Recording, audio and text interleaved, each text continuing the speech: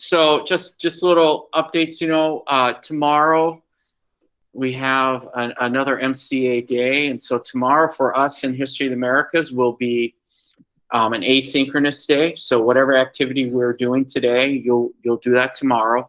Since this will be asynchronous, means there is no need to check in at all. For History of the Americas, you'll just be working on the origin tactics and organizations activity. And for Friday, we will have a live Google Meet. I'll have you check in, and I just want to talk about a few things related to the OTO, and then I'll cut you loose. But so tomorrow will be asynchronous. Friday we'll have a live Google Meet. Okay? Questions with that? Just want to be consistent with Miss Iden. Don't want to stray from the program. All right. So there we have that piece there.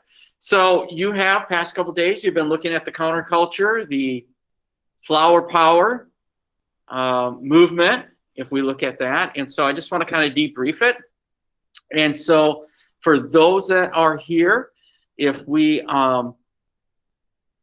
let's see here, if we go into Schoology, you can see that there's a link called Counterculture Wrap-Up. So let's click on that link there. Those at home, I'm going to put into, well, those at home, I'll put into the chat the link. All right. And so you can click on that.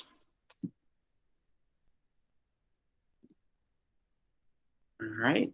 And so it'll look like this. And so what I'm asking you to do is just put down on this what was one aspect of the counterculture you learned, or one connection with contemporary society.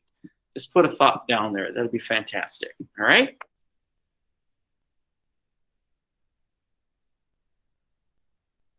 And if it's a duplicate thought, that's okay.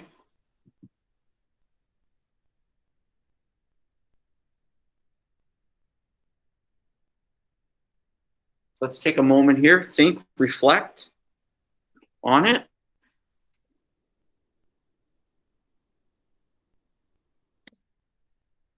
Oh, someone's moving my picture. Moving my picture.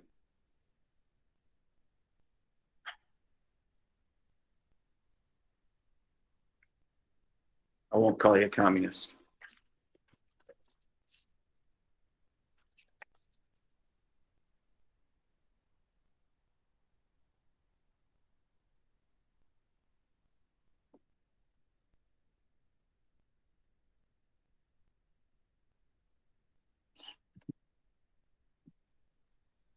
Don't mess around with the bus from the hog farm.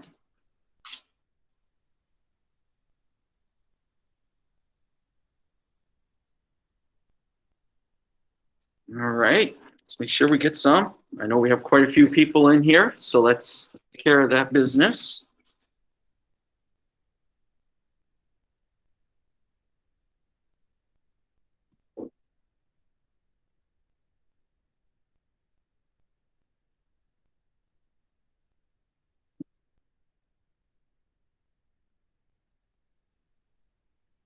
Mm-hmm.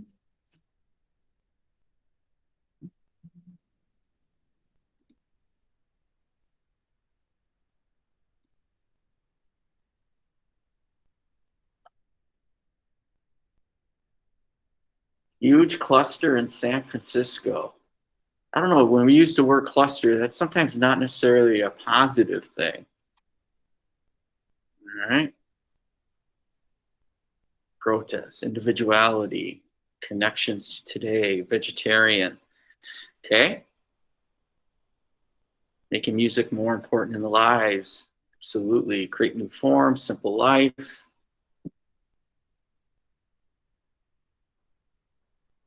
Okay.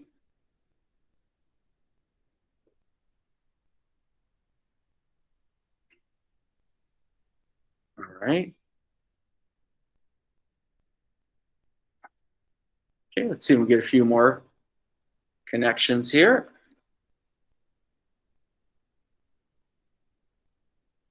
Yes, People's Park and the free speech movement is connected. In some ways, we can speak of that organically grows out of those movements as well.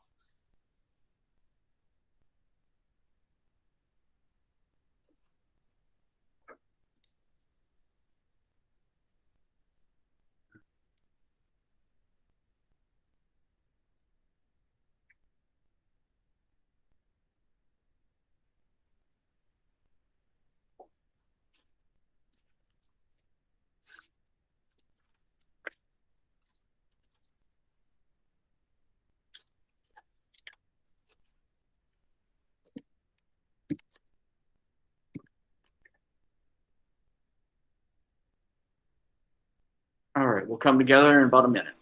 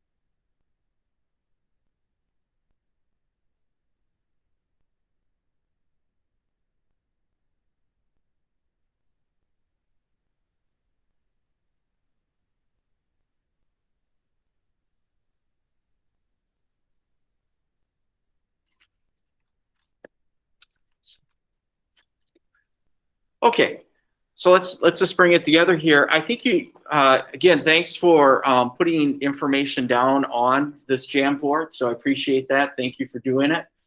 A lot of good points are being brought up here, but I think, you know, the important thing when we look at the counterculture movement itself, and if those video clips and anything that you looked at, they are attempting to create a new culture, something that in some ways is a parallel or an alternative to what is existing.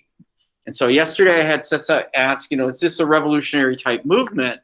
And, you know, we can nod our heads in a direction that's saying, yes, it is a revolutionary kind of movement. It is attempting to transform society here. And a society that is in many ways a simpler society, less emphasis on materialism, more focus on individuals and relationships like that, and get more in tune with each other. That's where, you know, that Harvard professor Leary would in some ways get you to tune into it. That Harvard professor, he didn't remain long as a Harvard professor, especially when he encouraged his graduate students to engage in LSD and all that stuff. He's not going to, he'll lose his tenureship at Harvard, but he does become kind of the guru for the counterculture with it. So in many ways, we look at the counterculture in terms of their message, how they live their life.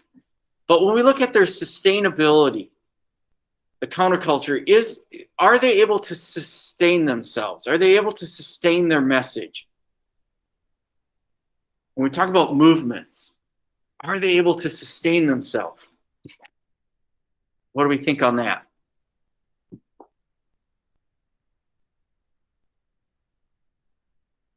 Do we understand what I mean by sustain? Can you keep it going? Is this the type of movement that can keep it going? What do we think?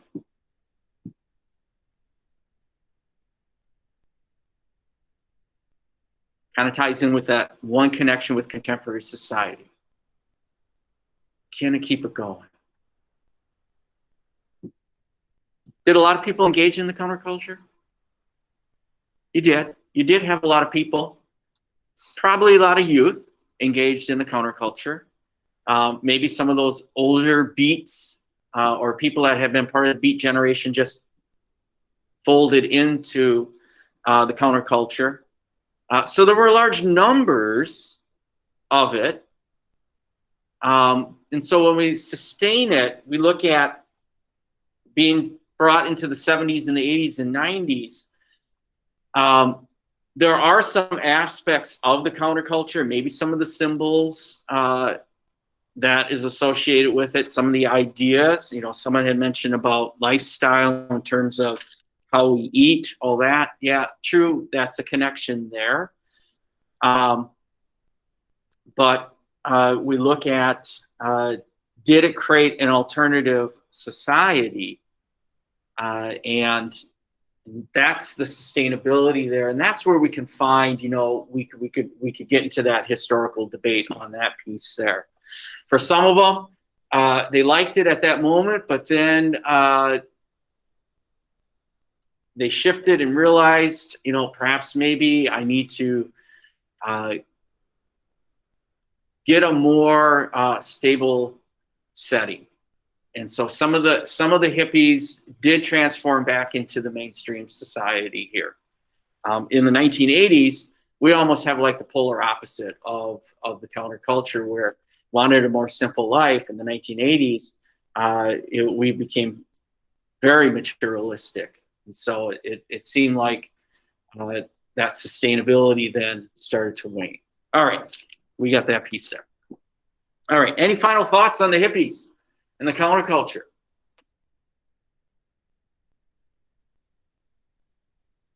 Hopefully you did not have any awkward conversations where you went to family members and asked them, were you a hippie? All right. Or maybe it sparked good conversation and stuff like that. All right. So with that, getting back here, shifting gears here, we are going to move into a final phase of this unit of study, and it is going to be on the civil rights movement now. Now we're going to dig into and look at the elements of the civil rights movements. What we've been looking at are social protests, youth protests. They are offshoots. They are connected in many ways with the civil rights movement and the ideas behind it. Now we're going to dig in and take a look here at it. You know, when we talk about civil rights, what are civil rights? What are civil rights? What do we think? What are civil rights? And those at home, you can chime in on that. What are civil rights?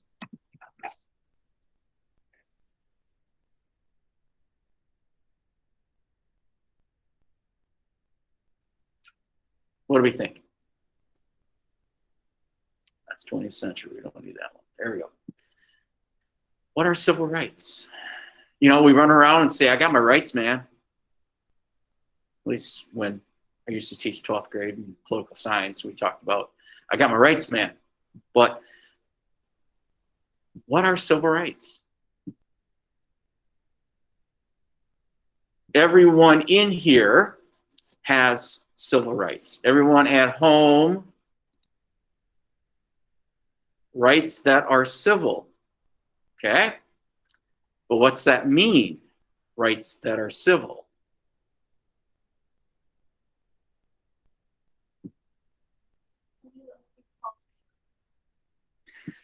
Equality under the law. All right, that's a really good point. Equality under the law. All right, and so equality under the law is in many. What does that look like? What does that look like? Equality under the law. What possibly could that look like? Because that's a good point. That's that big umbrella, equality under the law. But what does that look like? For you or for others, what does that look like?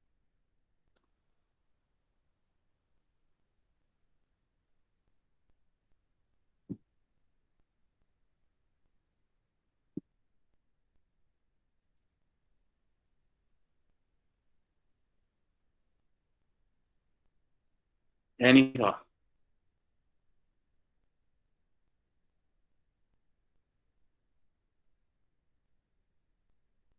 If we look at what's happening in contemporary society today, we can definitely look at, civil rights, equality under the law. Has it been applied equally? One could say no, it has not. All right. So it's about treatment. It's about being treated as equal. Whether that means about something, like justice, or being able to buy a house, being able to buy a car, how we treat each other, equality under the law. Now I have on this slide here, it says to secure these rights, in 1947 we had a Civil Rights Commission that said equality under the law could look like these 4 essential rights for all Americans: the right to safety and security of the person, the right to citizenship and its privileges, the right to freedom of commerce and expression, and the right to equality of opportunity. All right, so if that is what equality under the law could look like. What it means. Where do we find it, though? Where do we find our civil rights? How about that? Where can we go to find our civil rights? Like, yep, there it is. There it is. Break out my book. There it is. But where can we find our civil rights?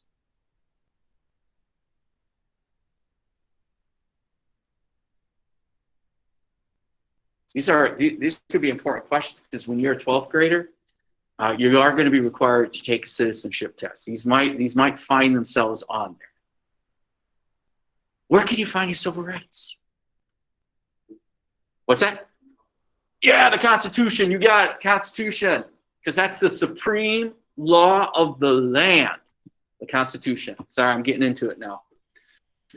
I'm getting into it. All right. But all right, here we go. Where in the Constitution might you be able to find your rights, man? Like the Bill of Rights. Absolutely.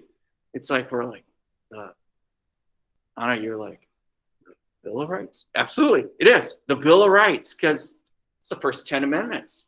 First 10 amendments. And probably that first one is a big one. All right. That's part of it. So in the Bill of Rights, definitely you can find it. For some individuals, others might apply, especially like 19th Amendment for women. The right to vote is extended. If you, with the 13th, 14th, and 15th Amendment, we're talking all about rights that are being extended to African Americans at the end of the Civil War. So that's where we can find our civil rights. We can find them in our state constitutions. All that is where we find it. But equality under the law, equal treatment under the law. So if we look at the civil rights movement, what is the goal? Is that equal treatment. Change the social fabric of America and get the United States to live up to its ideals that are found in the Constitution, that is found in the Declaration of Independence, and many of our other very important documents. Now, if we say we the people of the United States, in order to create a more perfect union, wow. See, that's the product of me having to memorize that when I was in high school. It still sticks with me, all that stuff. Or we have inalienable rights, all those things in the Declaration of Independence, all that stuff. The civil rights movement is trying to get the United States to recognize that and ultimately change the social fabric altogether of this nation. That's going to be a huge task to do that. So what we will do now over the next several weeks is take a look at the civil rights movement and how it's put together, the methods that is being used, the ideas that are behind it, who are the people getting involved in it. This is going to be a huge undertaking. All right. And one student of mine last trimester had said that, really, has the civil rights movement ever stopped? And I guess one would say, no, it has not stopped. Any of these movements, realistically, don't really stop. They are in constant motion, you might look at. All right. We need to get a sense of historical context to it. Now, civil rights, we have touched on it already. We've touched on it in some of those other units, especially with the Civil War. We touched on it at the end of it with Reconstruction and the era that is created at the end of the Civil War. If we truly would have put the country together at the end of the war, and during that Reconstruction, really reconstruct the United States, one could make an argument the civil rights movement of the 20th century wouldn't happen. If we would have perhaps done it a little bit more with fidelity at the end of that war. We touched on it, civil rights, a little bit with the Great Depression and with the Second World War. Now we are going to be purposeful in hitting it. All right. Who is going to be involved? When we think of the civil rights movement, who or what organizations come to mind? When we think of the civil rights movement, who or what organizations come to mind? What do we got?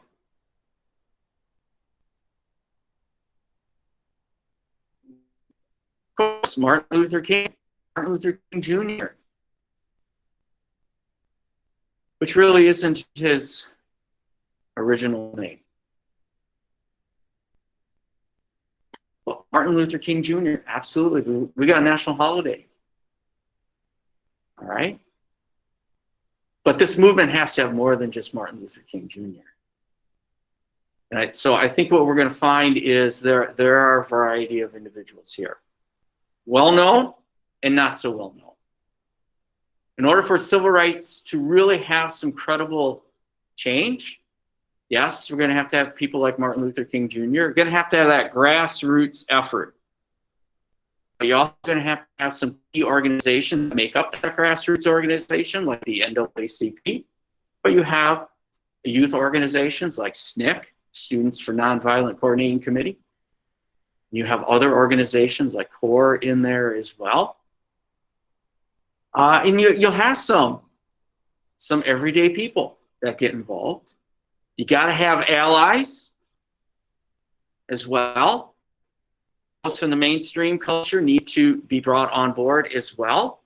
But then also government needs to get involved too, and the different branches.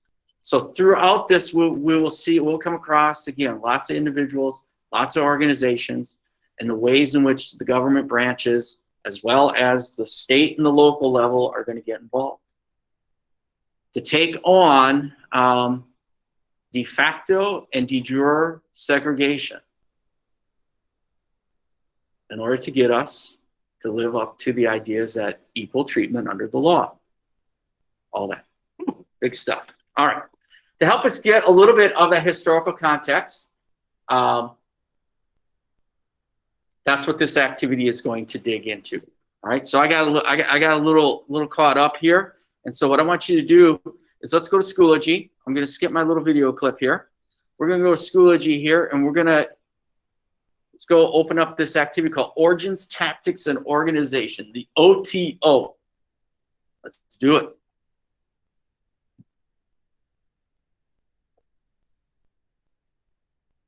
All right. So it's going to look like this. There we go. Oh, yeah. All right. So it's going to look like this. All right, Kenzie, you got it? Uh-huh. All right. All right, this is going to be a solo activity here, and it is going to be done on paper. All right, going to be done on paper. There is no electronic version of it. So it will be done on paper. So I'll make that clear. All right. So the African American civil rights movement gains momentum in the 1950s. It is sparked by that big conflict that happened between 1939 and 1945, or if we were in the Asia Pacific area, 1937 and 1945, the Second World War. All right. Sparked by numerous events throughout U.S., of course, as well. After the war, things are going to change. But we know that the movement got its roots years before. Rosa Parks refused to give up her seat on the bus in Montgomery. This activity that you're going to look at is going to look at the origin, tactics, and organizations, all right, utilized by African Americans throughout their struggle for the civil rights. So at the end of the Civil War, up to the 1950s, one can make a claim that African Americans were really on their own to take on this issue. Sometimes between the end of the war to the 1930s, it sometimes is called the Nader time period, or the dark times, in which if there was going to be advancement, it's going to have to come from within. There's going to be change, it has to come from within the African American community. Now, you're going to create a newspaper. And the reason we pick a newspaper is that in the African American community, newspapers were very instrumental in getting the word out. The mainstream newspapers would not publish issues related to African Americans. Things like that would occur every day. They did not necessarily publish it, so they had to do it themselves. We in Minnesota, we had a number of African American newspapers. The Western Appeal would be one of our first ones, and then the Appeal, and we currently do have one still in publication today, and I did have a link on it. It's called the Minnesota Spokesman Recorder. It's been around for a very long time. It's still there. So if you're interested, you can take a look at it. All right, wrong one. Sharing the wrong one. Here we go. All right, just making sure. All right, so you're going to create a newspaper by hand. And so I got big paper back there. If you want to use that big paper, you can. Those at home, do it on your notebook paper. Or if you have big paper, go for it. Can be done on any kind of paper you're available. All right. You could probably take out big parchment paper. You probably don't want to do that because, you know, whoever does the cooking in the house will be upset. All right. Maybe you got the big rolls of paper as well, because as a little kid, maybe you had the easel in your little playroom or out in your garage, and you could go out there and you could color all that stuff. Whatever paper you got works. All right.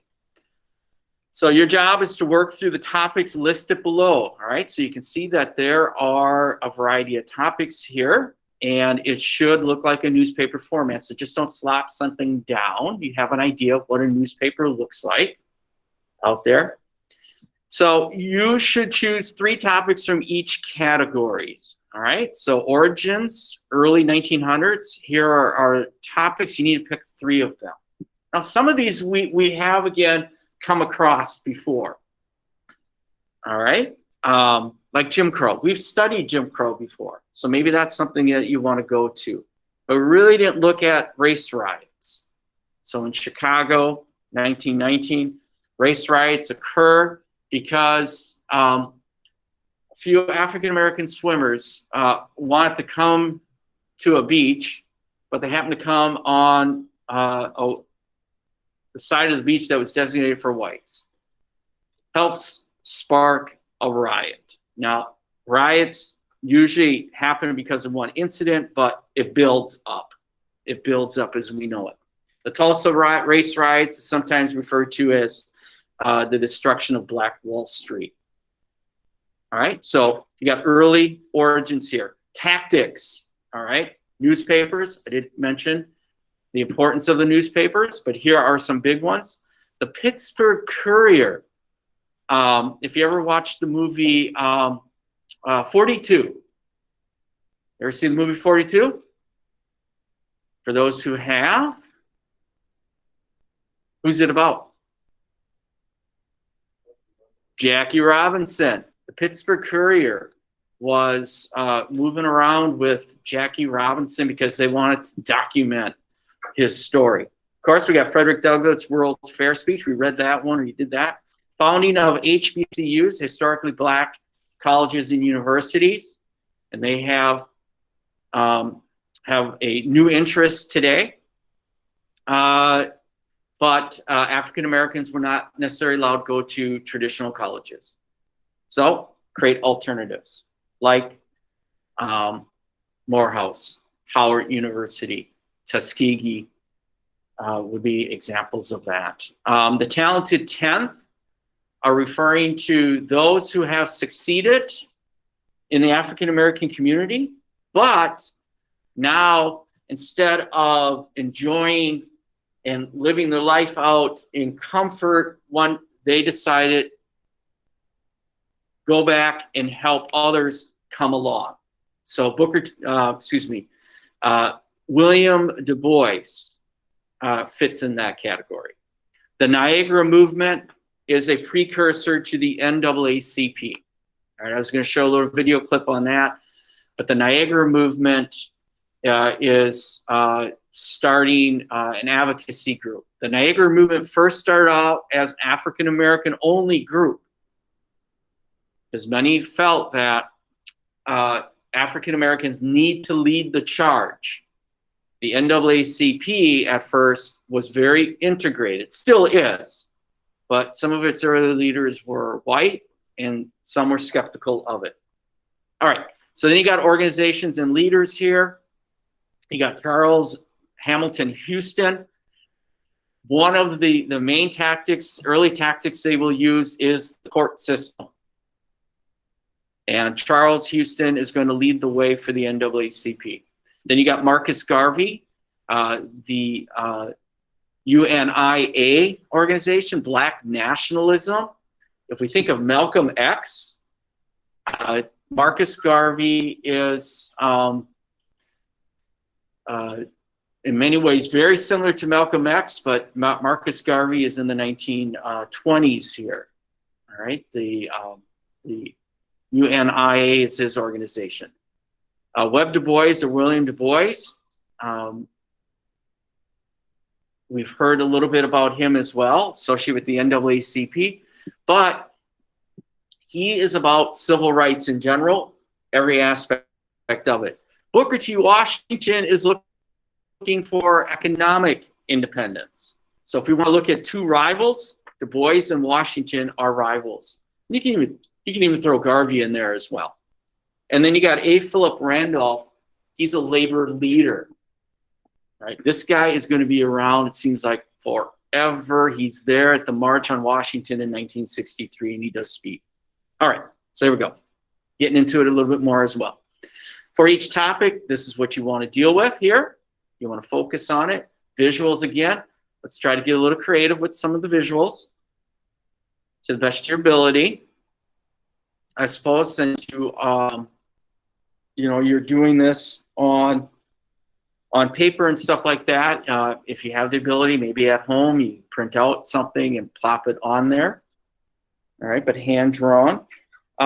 Articles, make sure your articles, mix it up a little bit here, mix it up. Because in a newspaper, you got a variety of articles that appear out there. If I click on the Star Tribune, there'll be some Q&A articles. There'll be some human interest articles. There'll be hard facts. You'll have some editorials. And you got some just quick updates, all that stuff in there as well. Okay, and obviously we got the BHQ that you got to deal with as well. Needs to appear on there somewhere. All right, ultimately, this is going to be due Monday. Monster Truck Monday. All right, sorry, that was just a line out of Night at the Museum. which is the 17th. Wow, May 17th. Woo! Wow. There we go, May 17th. All right, so put this somewhere in your newspaper at the end, probably be a good one. This could be a good editorial. All right, how did the people and events you research make a difference in the civil rights movement for African Americans up through 1945? All right, so really we're looking pre-50s here, but naturally, organically, it can carry into it. But we're really trying to get that historical context. That's what this is all about, historical context. All right, big stuff. All right, with that, questions about this? Questions about this? So the thing is, you got a lot of days to work on this. I would say quite a bit more than we gave on counterculture or even the youth protests. Combine them, and you got it. All right. So today we'll work on it. Tomorrow's an asynchronous day. You'll work on it as well. Friday, work on it. You know, in between getting your fishing pole ready, because, you know, it is the fishing opener this weekend. All right, and so some might engage in fishing over the weekend. I don't know if I am. Sometimes I do, sometimes I don't. All right, any questions about this? Format, what you got to look at, where can you find the info? Absolutely, where you can, that information. Again, you know, I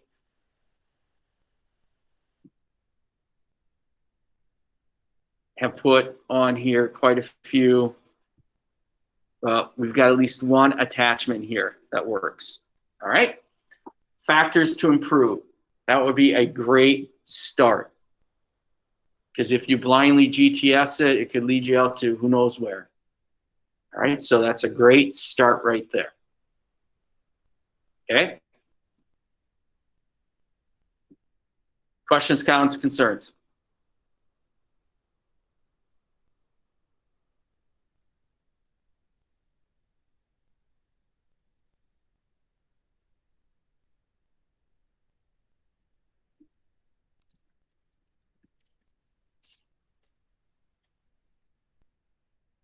All right.